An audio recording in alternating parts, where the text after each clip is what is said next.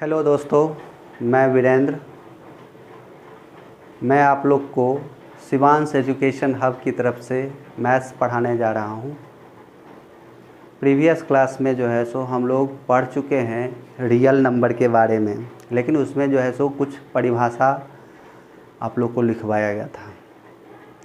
आज मैं आप लोग को उसी परिभाषा को थोड़ा सा आगे ले चल रहा हूँ। तो let us continue from previous class. What is real number, what is rational number, we learned about previous class. Now we learn what is prime number. What is prime number? A number which have only two factors. A number which have only two factors is called prime numbers. A number which have only two factors is called prime number, or a number which is divisible by 1 and itself. A number which is divisible by 1 and itself is called prime number, or a number which is divisible by 1 and itself, not other number. This is called prime number. Example: 2, 3, 5, 7, 11, 13, 17, 19, 23, 29, 31, 37, 41, 43, 47, 53, 59, 61, 67, 71, 73, 79, 83, 89, 97, 2, 3, 5, 7, 11, 13, 17, 19, 23, 29, 31, 37, 41, 42, 43, 47, 59, 61, 67, 71, 73, 79, 80, 87, 97. There are 25 prime numbers from 1 to 100. What is composite number? Composite number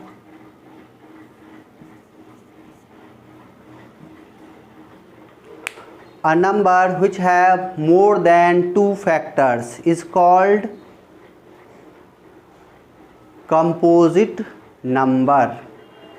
नहीं? Example: 4, 6, 8, 9, 10, 12, 14, 15. No. What is composite number?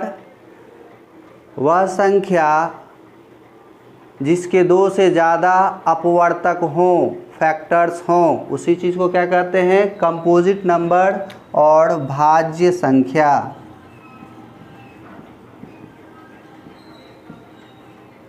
Prime number को क्या कहते हैं? रूढ़ संख्या। नहीं, या अभाज्य संख्या। भाज्य का उल्टा वर्ड क्या होता है? अभाज्य संख्या। ठीक, कंपोजिट नंबर, यही हम लोग का बेसिक डेफिनेशन है। तो एक क्या है सर? एक इसमें भी नहीं लिखे हैं और एक कहाँ है? इसमें भी नहीं लिखे हैं। तो क्या हो गया है? Unique number. यूनिक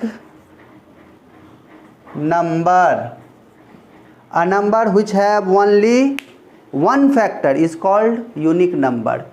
तो क्या हो गया है? जिस नंबर का एक फैक्टर हो, यूनिक नंबर, विशिष्ट संख्या। क्या बोलते हैं? विशिष्ट संख्या, यूनिक नंबर। जिस नंबर का सिर्फ एक फैक्टर हो उसको क्या बोलते हैं? यूनिक संख्या, यूनिक नंबर। दो फैक्टर हो, प्राइम नंबर, और दो से ज़्यादा फैक्टर हो तो क्या बोलते हैं? Composite number. इसके बाद हम लोग यहीं से शुरू करने जा रहे हैं अब प्रॉपर जो बुक का है ये डिफिनीशन भी आते रहेगा, लेकिन बेसिक बात मुझे यही लगी। अब इसके बाद जो है सो हम लोग शुरू करने जा रहे हैं बेसिक चीज़। इसमें क्या होता है, प्रॉपर वर्ड्स समझ जाते हैं। क्या हो गया है, प्रॉपर वर्ड्स है हम लोग का। What is lemma, what is lemma, lemma क्या है, लेमा इज क्या है, प्रूवन स्टेटमेंट। क्या हो गया है, प्रूवन स्टेटमेंट, या बोल सकते हैं सेल्फ प्रूवन स्टेटमेंट, या जो क्या हो गया है, जो प्रूव्ड ही है स्टेटमेंट। ठीक है, ये बेसिक स्टेटमेंट लेके चलते हैं, इसी चीज़ को क्या हो गया है, ठीक है, प्रूवन स्टेटमेंट। इसका क्या यूज़ करते हैं, इसी स्टेटमेंट का यूज़ करते हैं दूसरे चीज़ को प्रूफ करने के लिए। ठीक है, दूसरे चीज़ को प्रूफ करने के लिए इस चीज़ का यूज़ करते हैं। और एल्गोरिथम का मतलब क्या होता है,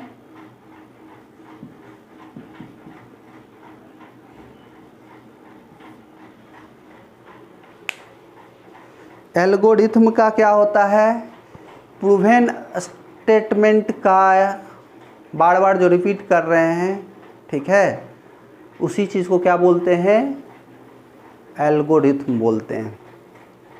तो इसी चीज़ को समझना था। अब आता है सबसे पहला चीज़, Euclid division lemma. What is Euclid division lemma, Euclid division lemma क्या है, statement for two positive integer,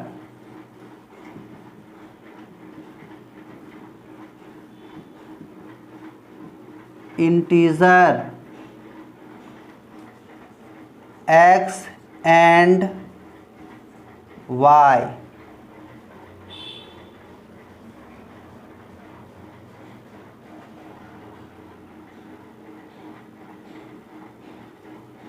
x is equal to y q plus r. What is, where r is greater than equal to 0 but less than y. पढ़े हैं आप लोग, divisor, dividend, dividend, quotient, और ये क्या होता है, रिमाइंडर। बच्चा में हम लोग तो पढ़े ही हैं, इस चीज़ को ध्यान रहता ही है।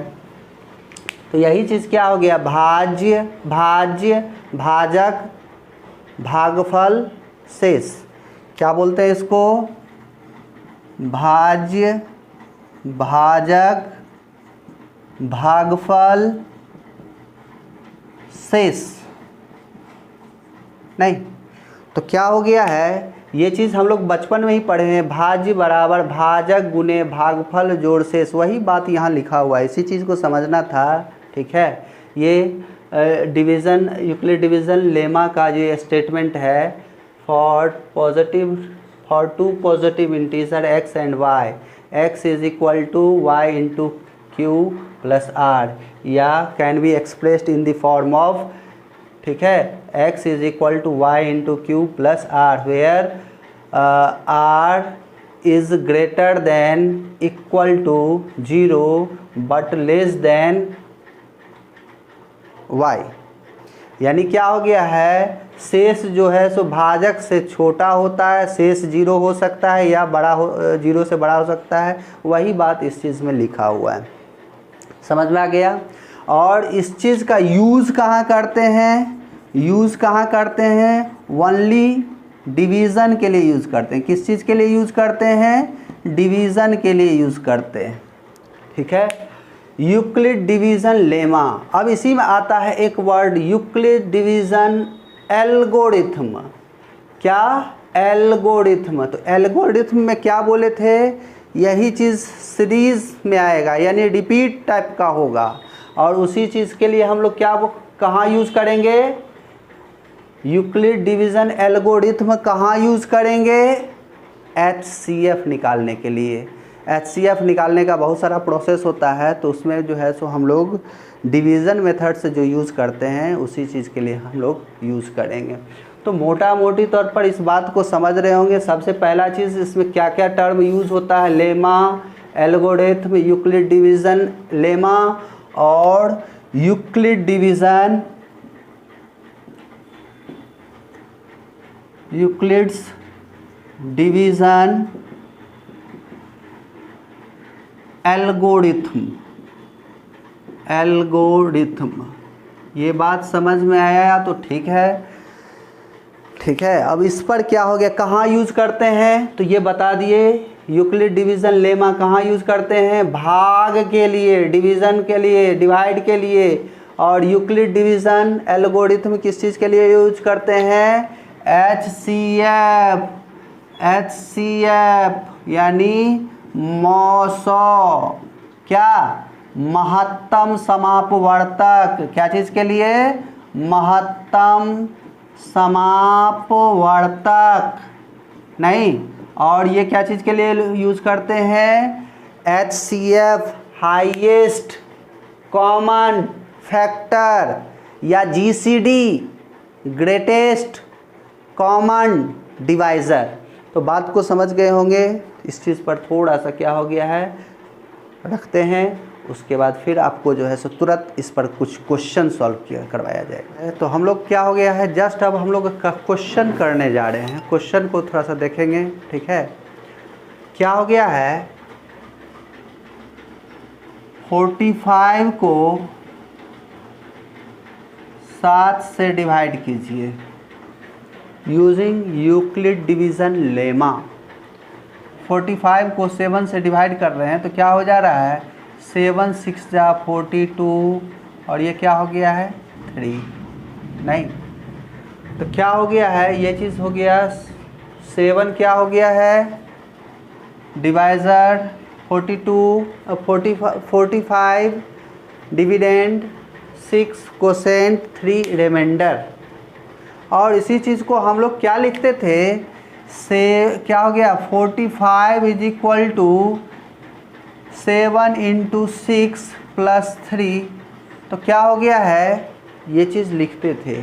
तो बच्चा में बोलते थे 7 6 जा 42 + 3 45, यानी सही हो गया है। वास्तव में क्या है, ये जो लिखे हैं 45 इज इक्वल टू 7 × 6 + 3, ये जो है यही स्टेटमेंट, यही 45 इज इक्वल टू 7 × 6 + 3, यही स्टेटमेंट क्या बोल रहा है, यूक्लिड डिवीज़न लेमा है, ठीक है। और ये क्या हो गया, डिवीज़न हो गया।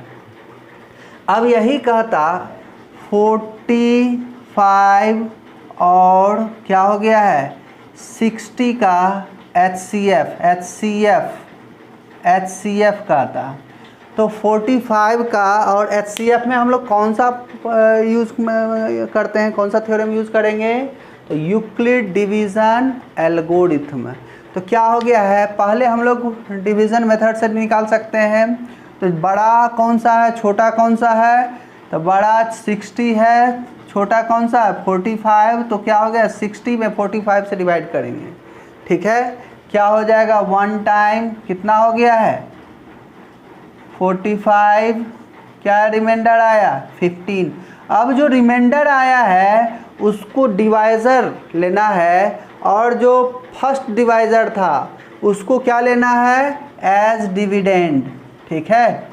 क्या हो जाएगा एज डिविडेंड नहीं। तो क्या हो गया 15 3 जा 45, क्या हो गया है, ये हो गया है, कहीं कोई दिक्कत नहीं। यानी HCF कितना हो गया है, HCF इज इक्वल टू 15 नहीं। इसी चीज़ को क्या हो गया है, यूक्लिड डिवीज़न एल्गोरिथम क्या लिखेंगे 60 is equal to 45 × 1 + 15। 45 is equal to 15 × 3 + 0, remainder क्या हो गया है यहाँ 0 आ गया है, तो जो लास्ट अगर रिमाइंडर 0 है तो उस समय जो हम लोग का डिवाइज़र है वही क्या हो गया है, डिवाइज़र जो है सो वही क्या हो जाता है, HCF हो जाता है, हाईएस्ट कॉमन फैक्टर। यहाँ पर कहीं कोई दिक्कत नहीं होना चाहिए। तो बेसिक 2 बात जो है सो छोटी छोटी बात जो है सो यहाँ पर यही यूज़ करना है। इसके बाद जो है सो हम लोग का इस चैप्टर में जो है सो एल्गोरिथम यूक्लिड डिवीज़न लेमा का यूज़ बहुत सारा है। उसमें क्या हो गया, क्या क्या चीज़ क्वेश्चन रहता है, तो प्रूफ कीजिए कि ये इवन है, ये ऑड है, नहीं ये इसी फॉर्म में लिखा जा सकता है। तो क्या हो गया है, इसी फॉर्म जैसे क्या हो गया, हम लोग का छोटा छोटा क्वेश्चन क्या हो सकता है, इस चीज़ को थोड़ा सा देख लीजिएगा। जैसे क्या कह दिया,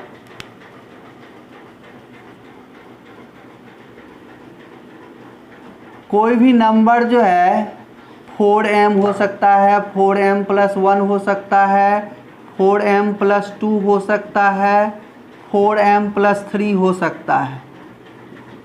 इसका मतलब क्या हो गया है, 4m+4 क्यों नहीं लिखे, 4m+5 क्यों नहीं लिखे, इसका मतलब क्या हो गया, 4 से डिवाइड कर रहे हैं तो या तो रिमाइंडर 0 होगा, 1 होगा, 2 होगा, 3 होगा। अगर यही चीज़ 5 से डिवाइड करेंगे तो क्या हो जाएगा, नहीं क्या होगा, रिमाइंडर कितना आ सकता है, रिमाइंडर कितना आ सकता है, बोलिए 4m+5m+3, नहीं 5m+4। अब आगे नहीं बढ़ सकते हैं, नहीं। इसी तरीके से अगर 3 से डिवाइड करेंगे तो रिमाइंडर क्या आएगा, रिमाइंडर क्या आएगा, 0 आएगा या 1 आएगा और 3 आएगा, नहीं। तो क्या होगा, any number can be expressed in the form of 3m, 3m+1, 3m+2। अगर 4 से डिवाइड करते हैं तो any number can be expressed in the form of 4m, 4m+1, 4m+2, 4m+3। अगर 5 से बात अगर सोचेंगे तो any number can be expressed in the form of 5m, 5m+1, 5m+2, 5m+3, 5m+4, 5m+5 नहीं बोल सकते हैं, 5m+4 तक ही रहेंगे। इसी तरीके से क्या हो गया है, 6 से डिवाइड करेंगे तो क्या हो गया है, any number can be expressed in the form of 6m, 6m+1, 6m+2, 6m+3, 6m+4, 6m+5 तक ही रहेंगे, आगे नहीं जाएंगे। तो ये ही चीज़ हम लोग को समझना था, बेसिक बात समझ में आ गई।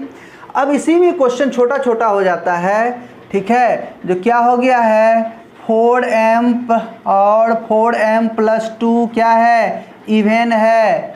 Prove that 4m+2 is even. क्या हो जाएगा, prove that 6m+2, 6m+3, 6m+4 is even. कुछ इसी टाइप का क्वेश्चन होगा।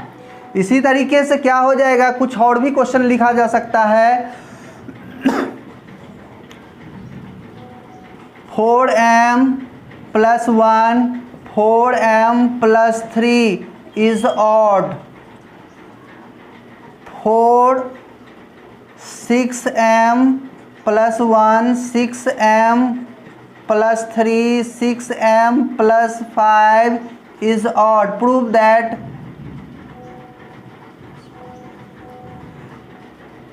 6m+1, 6m+3, 6m+5 are the form of odd integers। तो हम लोग इस चीज़ को क्या हो गया है, कर सकते हैं। कैसे करेंगे, तो बेसिक तौर पर इवन नंबर किसको कहते हैं, a number which is divisible by 2, a number which is divisible by 2, नहीं, और a number which can not divisible by 2 that is odd number. यानी ऑड नंबर को 2 से डिवाइड करेंगे तो रिमाइंडर कितना आएगा, 1। इवन नंबर को 2 से डिवाइड करेंगे तो क्या आएगा, रिमाइंडर 0। किसी भी नंबर को 2 से डिवाइड करेंगे तो या तो 0 रिमाइंडर होगा या तो 1 होगा। 0 रिमाइंडर है तो क्या है, इवन नंबर है, 1 रिमाइंडर है तो ऑड नंबर है। तो कोई एक क्वेश्चन सोचिए, इसी में से कोई एक क्वेश्चन सोचते हैं। एक क्वेश्चन बताएंगे, आप दूसरा क्वेश्चन क्या हो गया फर्दर खुद बना लोगे। ठीक है, तो क्या हो गया है 6m + 1 this is equal to 2n + 1 where n is equal to क्या 3m। नहीं, क्या हो गया है 6m + 3 is equal to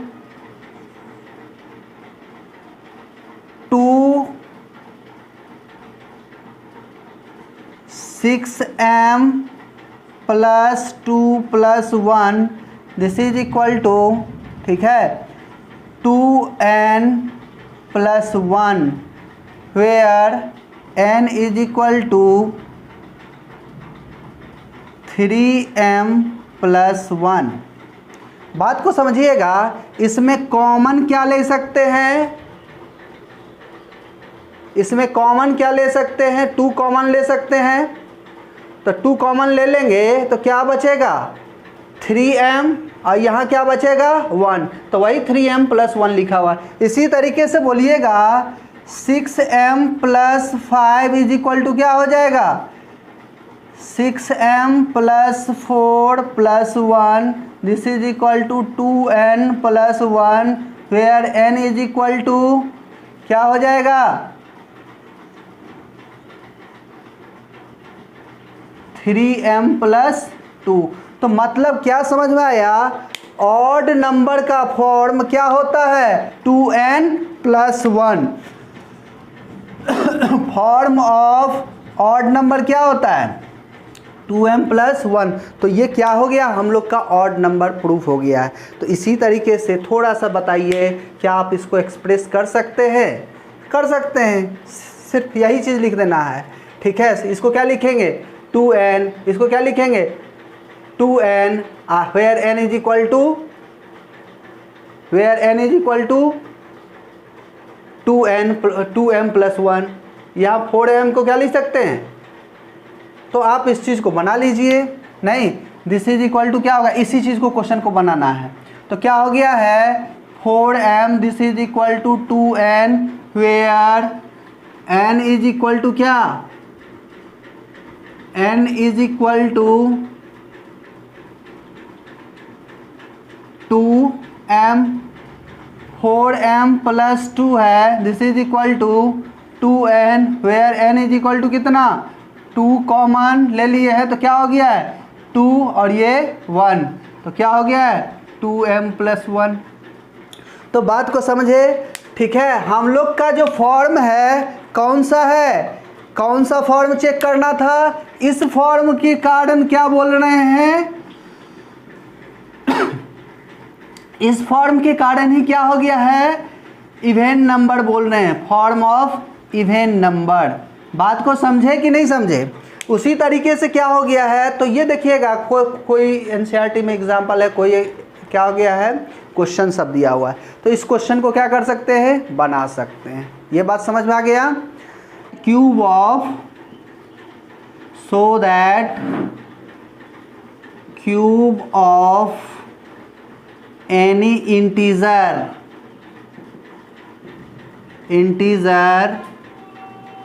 can be expressed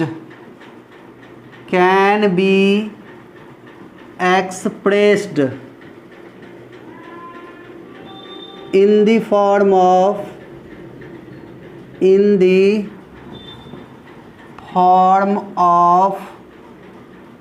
9m + 1 और 9m + 8। क्वेश्चन समझ में आ गया है। इस चीज़ को सोचना है 9 कहाँ से आ सकता है, 2 का क्यूब में 9 आ सकता है, 2 × 2 = 4, 2 × 8 नहीं आ रहा है। 3 कब में आ सकता है, 3 × 3 = 9, 3 × 27, यानी 9 का बात यहीं से बन रहा है। तो हम लोग क्या हो गया है 2 और 3 पर क्या किस में सोचे, तो एनी नंबर क्या हो गया है, any number can be expressed in the form of 3m, 3m + 1 और 3m + 2। तो यहाँ पर जो है सो सिंबल m ही यूज़ किए हैं, इसलिए क्या हो गया है, कुछ दूसरा चीज़ लेंगे तो क्या हो जाएगा, let any integer be n। और n = क्या हो सकता है, 3q, क्या हो सकता है और 3q + 1 और 3q + 2, यानी n = 3q + r लिख रहे हैं तो r 0 होने के केस में क्या हो जाएगा, रिमाइंडर 0 यानी n = 3q। रिमाइंडर 1 के केस में 3q + 1, रिमाइंडर 2 के केस में क्या होगा 3q + 2, यानी any integer can be expressed in the form of 3q, 3q + 1 और 3q + 2। Now cubing both side, then nq = क्या हो जाएगा, 27q³ + 27q² प्लस 3 3 = 9, 9q +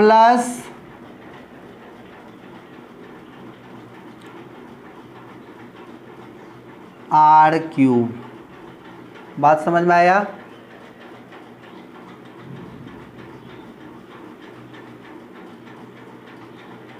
समझ में आ गया?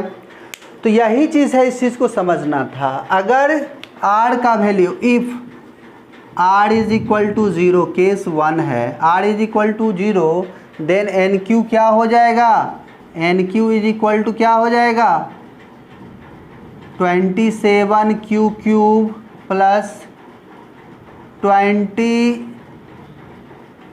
यानी r का वैल्यू 0 पुट कर दिए, 0 0, तो क्या हो गया, यही चीज़ रह गया नहीं। और दिस इज इक्वल टू क्या हो गया है, this is equal to 9m लिख सकते हैं नहीं, वेयर m = क्या हो जाएगा, वेयर m = 3q³ नहीं। इफ़ r = क्या है 1, देन क्या हो जाएगा, nq = अब यहाँ q r के का वैल्यू पुट कर देना है, तो क्या हो जाएगा, ये तो ठीक है नहीं, 27q, यहाँ r का वैल्यू 1 पुट करेंगे तो ये क्या हो जाएगा, r नहीं लिखेंगे, q² r² 1 पुट करेंगे तो यही चीज़ रह जाएगा, और rq के स्थान पर क्या आ जाएगा 1। तो क्या हो जाएगा, this is equal to 27q³ + 27q² + 9q + 1। अब इस चीज़ को क्या हो गया है, this is equal to 9m + 1, चूँकि सब में दिख रहा है ये क्या है, ये भी 9 से डिविजिबल है, ये भी 9 से डिविजिबल है, ये भी 9 से डिविजिबल है, और इस 1 को यहाँ लिख दिए हैं। तो m बराबर क्या हो गया है, यानी आप क्या कॉमन लिए हैं, 9 कॉमन लिए हैं, तो m बराबर क्या हो जाएगा, यहाँ से 3q³ नहीं, यहाँ क्या हो जाएगा 3q², और यहाँ क्या हो जाएगा 1, यानी m का वैल्यू क्या है नहीं। और क्या हो गया है, r = 2 है, तो क्या हो गया, इस यहाँ पर r = 2 पुट कर दे रहे हैं, तो पुट यहाँ दोनों जगह पुट करने की ज़रूरत पड़ेगी। तो क्या हो जाएगा, n³ = 27q³ प्लस यहाँ 2 है, तो क्या हो गया 27 2 = 54q², 2 2 = 4, 9 4 = 36 क्यूब, अब प्लस क्या हो जाएगा 2 2 = 4, 2 = 8, 2q कितना हो गया 8, तो 8।